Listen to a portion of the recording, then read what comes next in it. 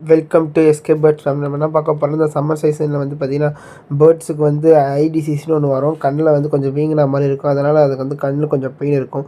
இது எப்படி ட்ரீட் பண்ணுது, இது எதனால் வருதுன்னு முதல்ல பார்த்துடலாம். முதல்ல வந்து இந்த சம்மர் டைமில் வந்து ரொம்ப ஹாட்டான இடத்துல வச்சுருந்தா உங்கள் பேர்ட்ஸ்க்கு வந்து அந்த கூல் தன்மை இல்லைன்னா அது சூடாகி கண்ணில் அந்தமாரி வரும். இதுக்கான ட்ரீட்மெண்ட் என்னென்னு பார்த்தீங்கன்னா, முதல்ல வந்து ஒரு நார்மலான மீடியமான சூட்டில் மஞ்சத்தூள் லைட்டாக போட்டு பேர்ட்ஸோட 2 கண், ஏதாவது ஒரு கண்ணில் தான் மோஸ்ட்லி அஃபெக்ட் ஆகும். அது 2 கண்ணையும் தொடச்சிக்கோங்க, அதான் பெஸ்ட்டு. அதுக்கப்புறம் இப்போ நான் காட்டுற மெடிசன் வந்து நார்மல் மெடிக்கல் ஷாப்லேயே விற்கும். வெறும் ₹25 ₹24 தான் வந்தது.